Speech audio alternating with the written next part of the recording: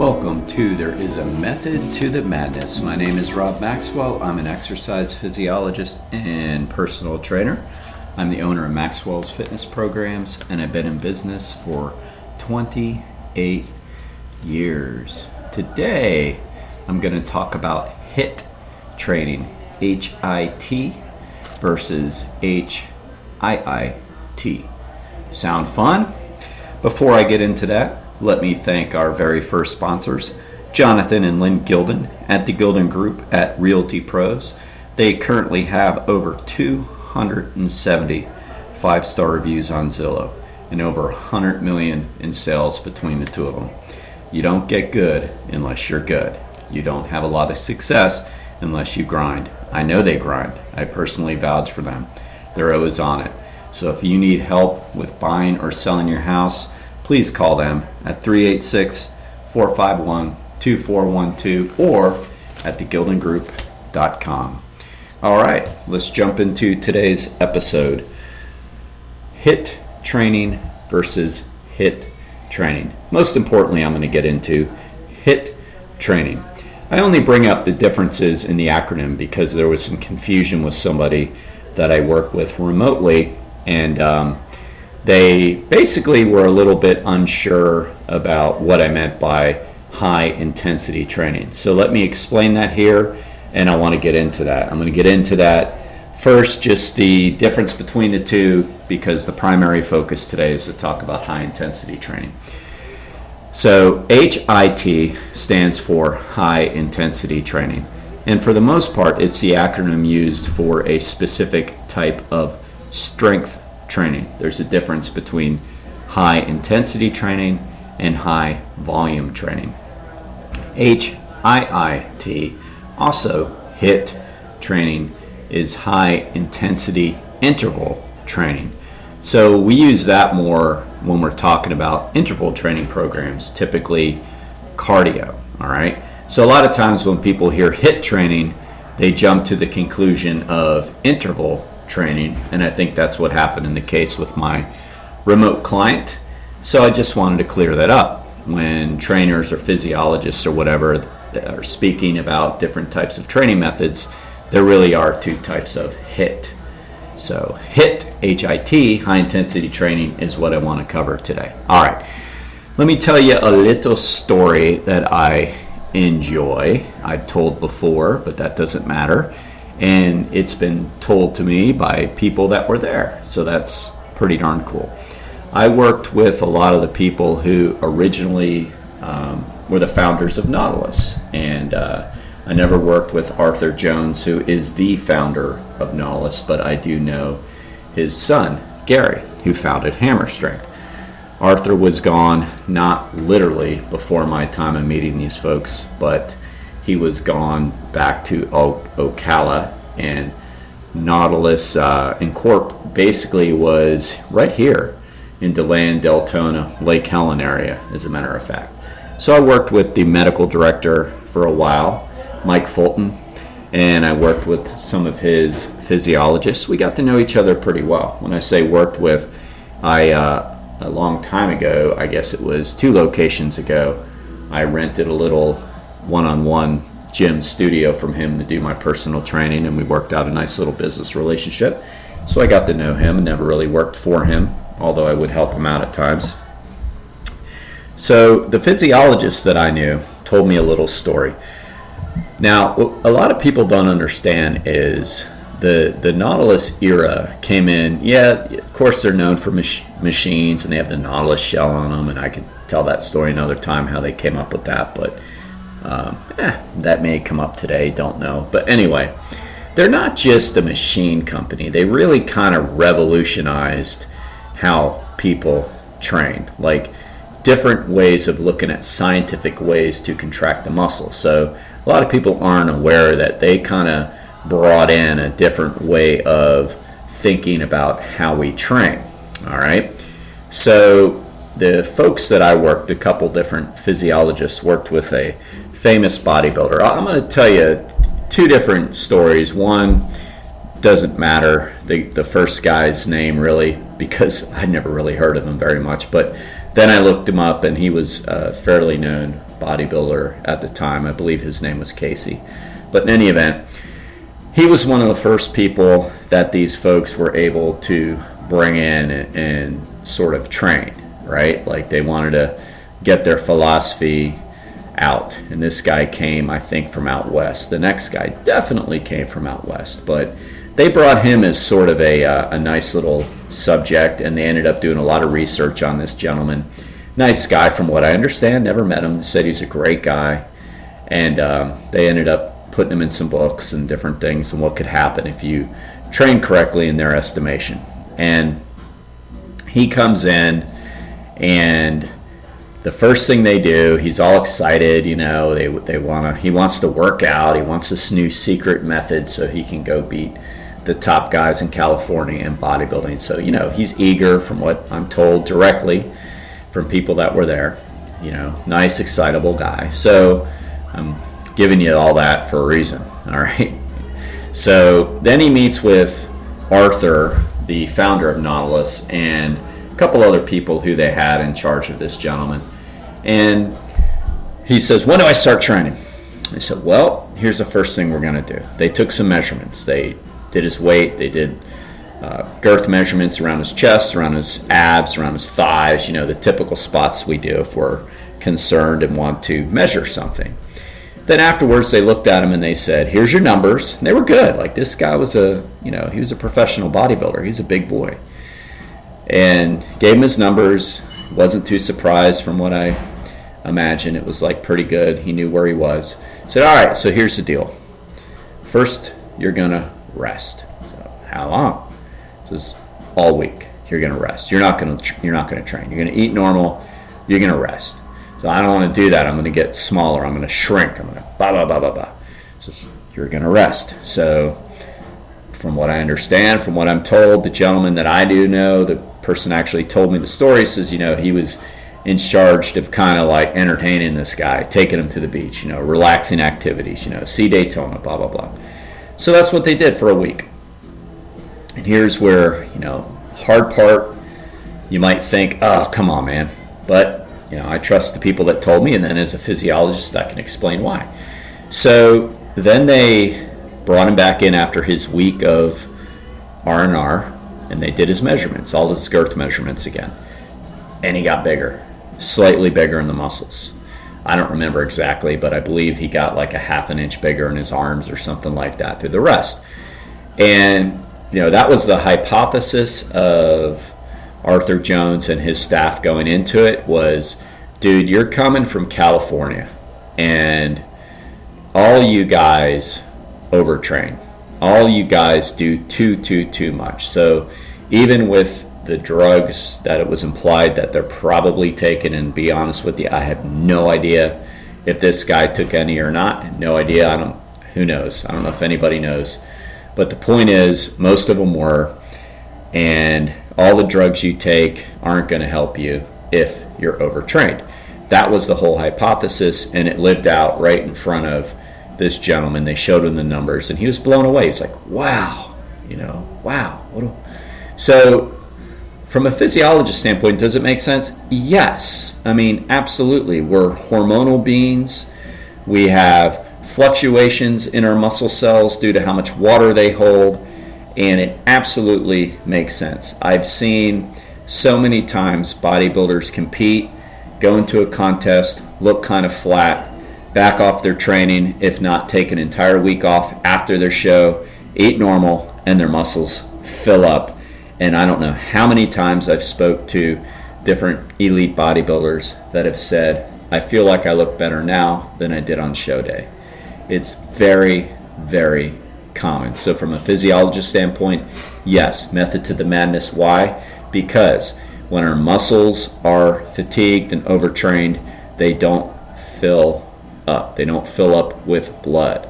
They don't fill up, all right? So the bottom line is, they accomplished what they wanted to. He was hooked. He was sold. He believed it.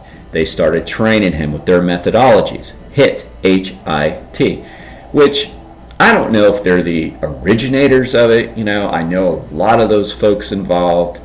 I know some of them very, very well. I know other people, disciples of them, who ventured off into HIIT training and did other things.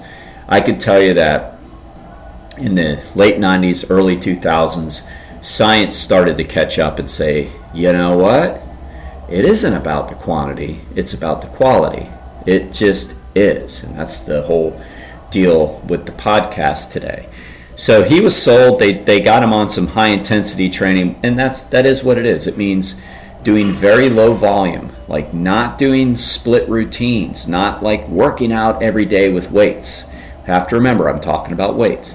Not working out every day, but working out less, but with more intensity. So they went on this long venture with him. They partnered with him. I think they were with this gentleman for years.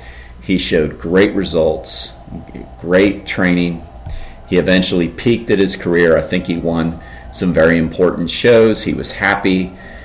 And that kind of ends that first story. All right. Now I'm going to give you one more.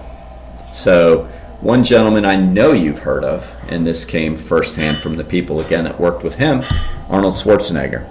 He heard about a lot of the success happening with this high-intensity training, probably through the gentleman, because he was fairly well known.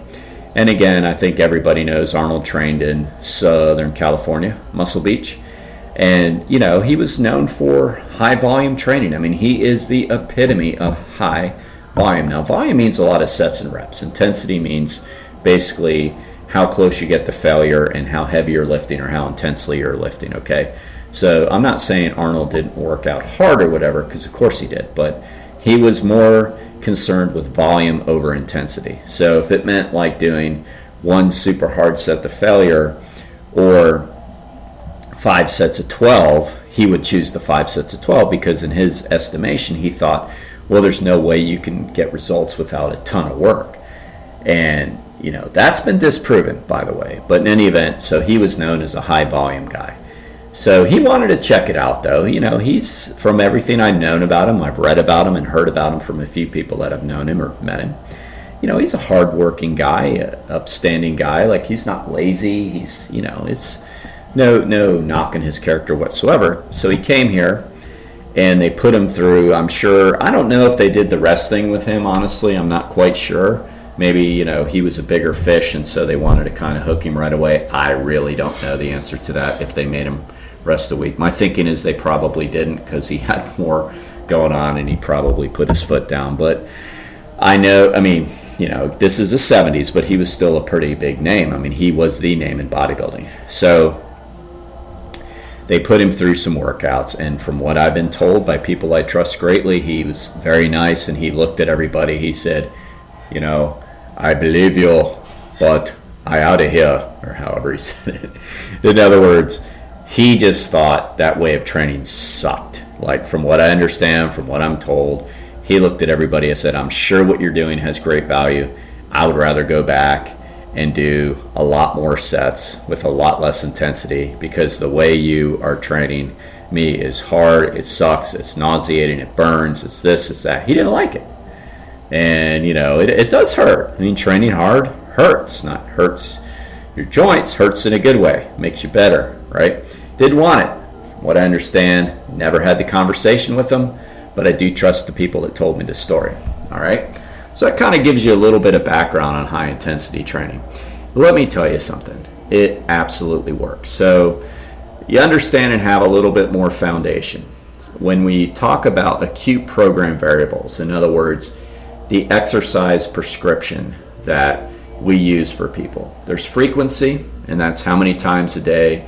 How many times a day? It could be that. How many times a week you train. We do it in FITT. All right. Frequency, intensity, how hard you train. Now, that can be basically explained as in how close you get to failure. Like, is that all you can do type of thing? Or it can be framed in percentage of your 1 rep max. So in other words, if you can bench press 100 pounds, then 70% of 100 pounds is 70 pounds.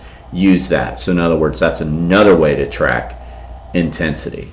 All right. So it's outright like, how hard are you pushing yourself, or more numerically speaking. That's the way to measure intensity.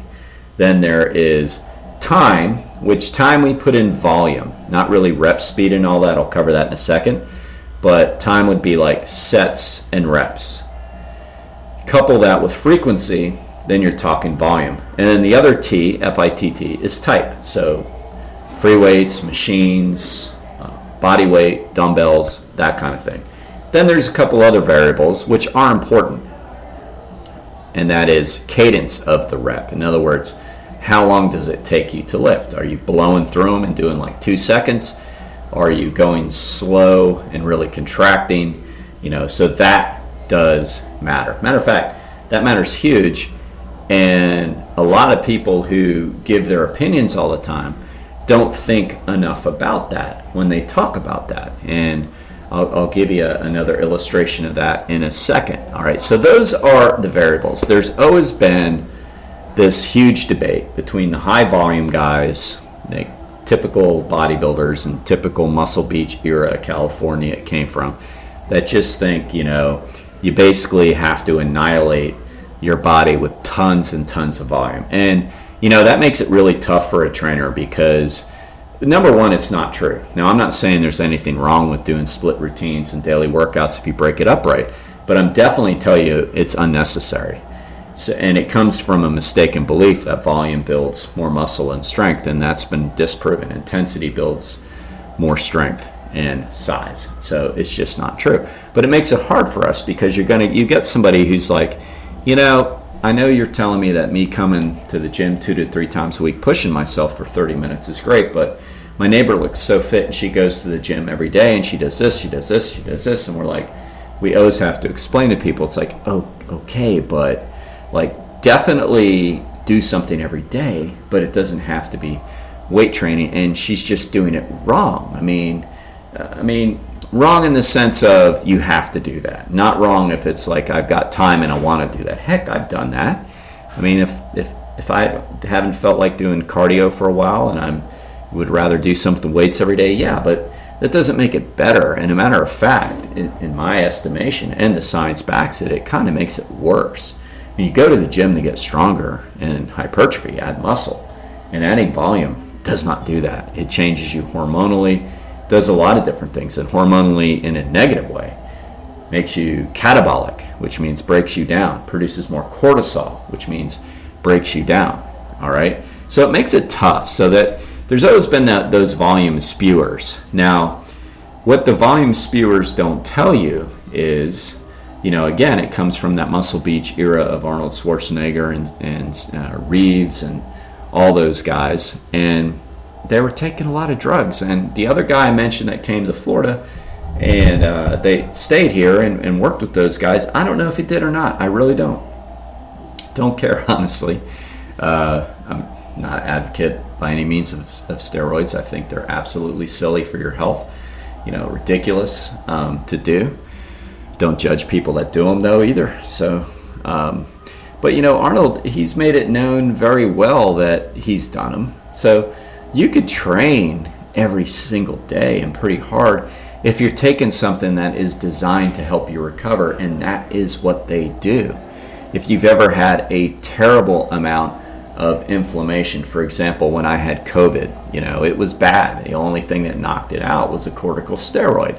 Now, it's a different kind of steroid than an anabolic steroid, but it's still a steroid.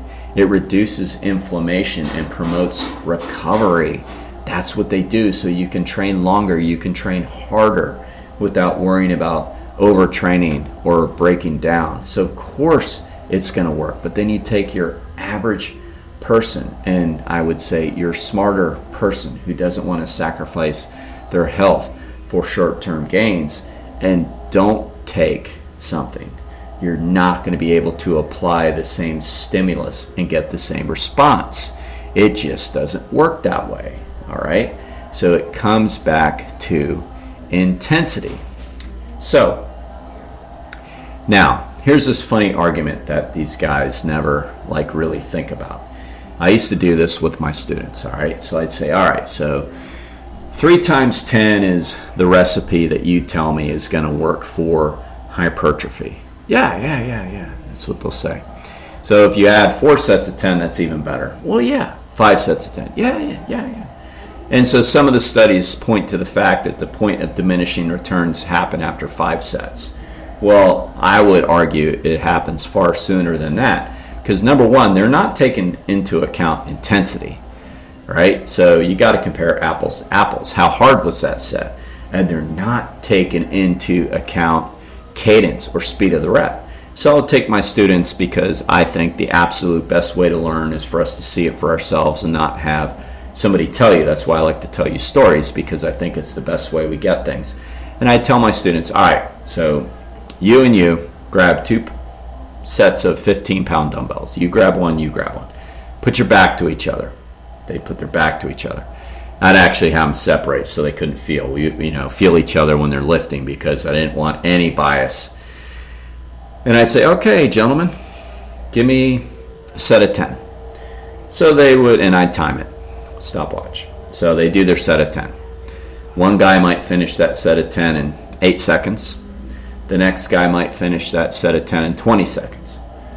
And I say, all right, so it took you 8 seconds. Yeah. Took you 20 seconds. Yeah. So you're telling me that's the same set. So you had 15-pound dumbbells in your hand for 20 seconds with the muscle under stimulation. Yeah. You had 15-pound dumbbells in your hand under stimulation, same exercise, for 8 seconds. Yes, but you did the same amount of work. Well, sort of. I did a set. See, we don't get it. Like, it doesn't matter. Like, our body can't count sets. It doesn't know that. It comes down to TUL, time under load. How long was that muscle being fatigued? So if you're breaking up your sets of 10, all right, like the high volume guys would say to do, 5 sets of 10, did you really do 5 sets of 10? Or did you do 1 set of 50 broken up because it was easy to do that? So these are all these qualifications that we have to throw in there. And reality is, a lot of times when these guys are doing different types of sets like that, we in the even the NSCA, which is slightly biased more towards higher volume, National Strength Conditioning Association, and they're a pretty reputable organization, but they're slightly tainted and biased because they like real cookie cutter programs, because it makes it easy. I mean, I try to teach that to the students too. It's like, you could take the science, and that's great when you really get people that understand what you're talking about and doing, or you're working with one person. But like when you got a team of 50 that you got to train, that's why I don't think I could do it, because I wouldn't want to do it, because you're kind of throwing cookie cutter programs out there because you're trying to manage 50 people, and you can't really target all of their form. You can't talk to them about time under load and get into failure. You have to put a big workout up on the board that says, overhead press 5 sets of 10, squat 5 sets of 10. Like, you kind of have to quantify it for them, because 75% of them don't want to be there anyway. Like, you think they do, but they don't. Most of the college athletes kind of look at it more like a necessary evil versus something that'll help them. And that's kind of what the National Strength Conditioning Organization does. It works more with the athletes. So they're slightly biased, but even they state that, for it to be a set, it has to be the failure. So 5 sets of 10 with 50% of what you can do is way different than 5 sets of 10 at 100% what you could do for 10. Huge difference. Yet when you open up a workout magazine or a book and it says do 5 sets of 10, you're like, oh, okay, 5 sets of 10. Like, that's not really explained to you. So you think you're doing the right thing. And then you go to the gym and you're like, well, what are you doing today for your chest press? Oh, I'm doing 5 sets of 10. Then you watch them, they do 10, and they have easy weight on. It's like, okay. Then they add a little more weight. They do another set of 10. Okay. Then they add a little weight. Do another set of 10. Okay. Do a 4th set, add a little bit of weight. Do 10. Good. Finally, their 5th set, they're like getting pumped up. Their facial expression changes, and they push it out, and they really go to failure, which means they cannot complete another concentric contraction. That means they can't finish the repetition positively. And you look at them and you go, you did 1 set of 10. Like, that's not 5 sets of 10. That's 1 set of 10, and you did a lot of warm-up sets. I'm an advocate of warm-up sets. I use them, but usually 1 or 2 to preload a muscle. And I let everybody know, now this isn't supposed to be to failure. This is just warming up your joints, getting blood in the muscle, and then we're going to go to failure, that's what counts. All right, so when I'm talking about high intensity training, and when the experts are talking about high intensity training, they're saying basically cut the crap out of all of it. Like, get to the source of what happens. When you're trying to make a muscle stronger and bigger, and I know some of my ladies that I train joke around, say, I don't want to be bigger, but I know they're essentially kidding. But people do think that, but I hate to break it to you, the only way we get stronger is by adding cross-sectional muscle area, which is a fancy way for saying you're getting a little more muscular. The amount that we can really gain is so marginal that most people would ever notice, but what they would notice is they are adding some muscle, and because they're adding muscle, decreasing major amounts of fat. Like, you've totally just turned that around. And so you're looking far leaner even though you've added a touch of muscle, because muscle tissue is metabolic.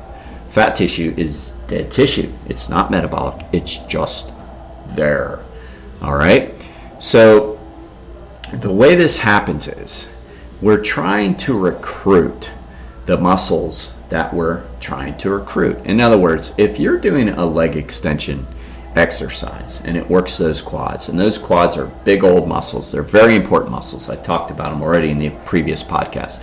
If you're working those muscles, what you're really trying to do is, number one, isolate those muscles, which means you've got to go a little bit slower. Like, you can't yank the weights up and use momentum and just breeze through it. Too many people are performance oriented. Like, oh, did I get 10 reps at 90 pounds or whatever? I just think that because, I just did that a little bit ago, whatever.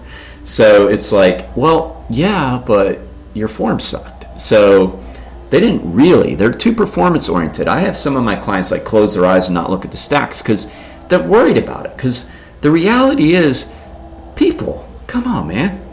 Your muscles can't count. They don't know. They just know they're being stimulated. And the anaerobic system is 45 seconds to 90 seconds.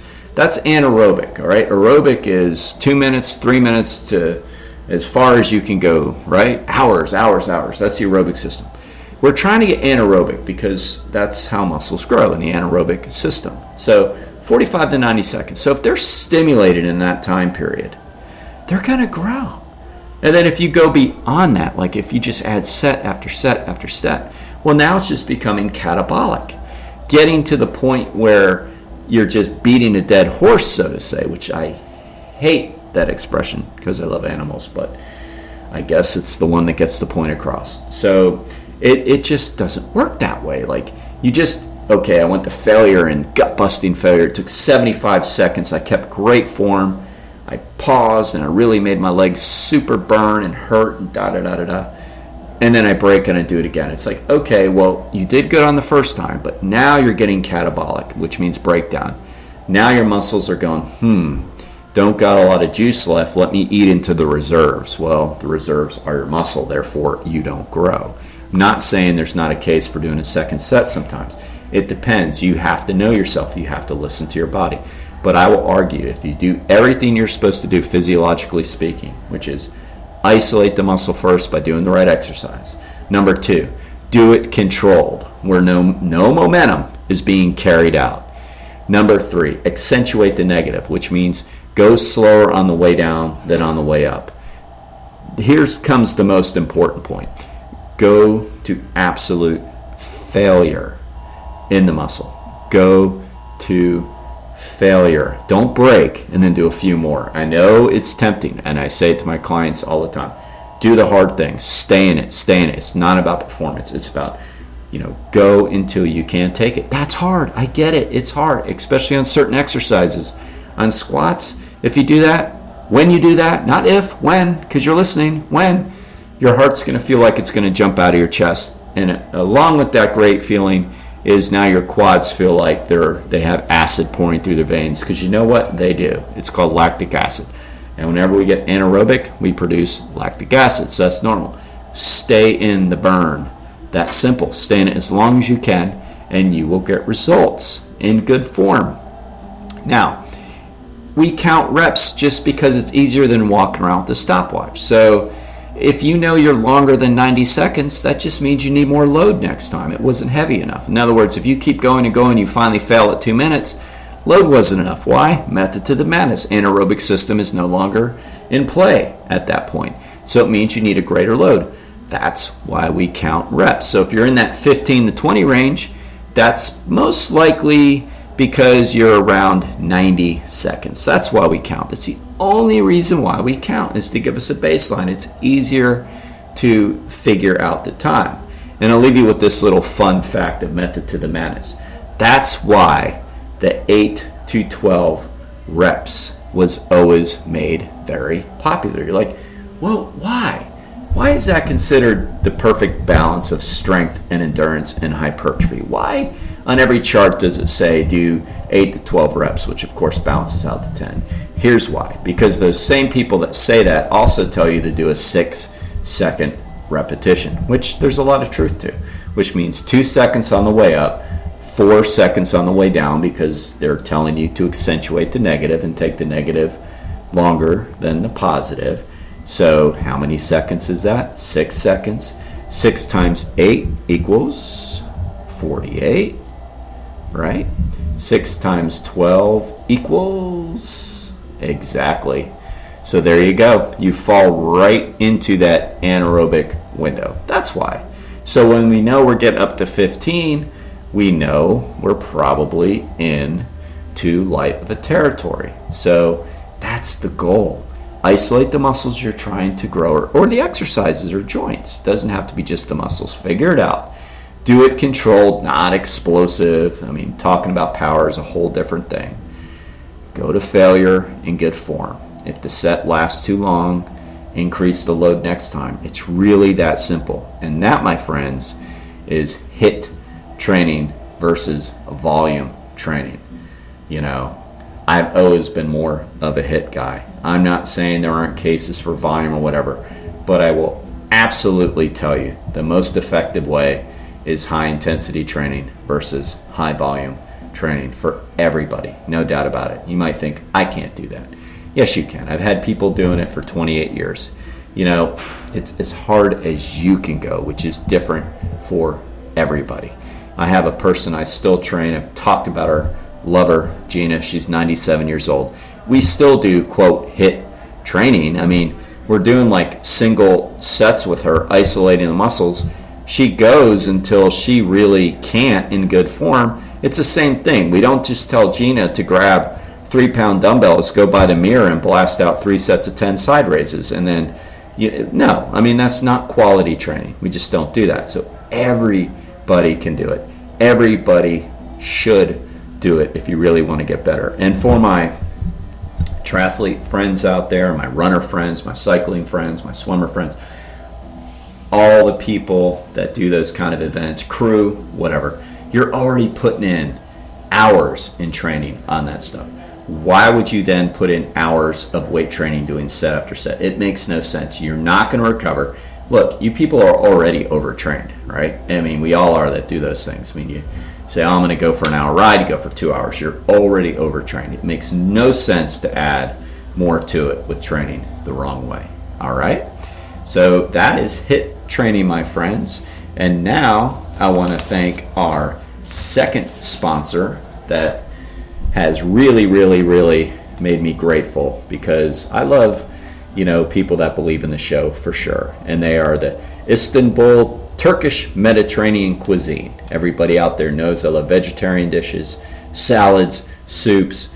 They have them. They're here in Ormond Beach at 488 South Young Street, Ormond Beach, Florida. As I said, 32174. If you don't like sitting in, although it's a great place to sit, they have takeout, they have delivery. Give them a call, 386-492-7100, or you can place your order online at istanbulflorida.com.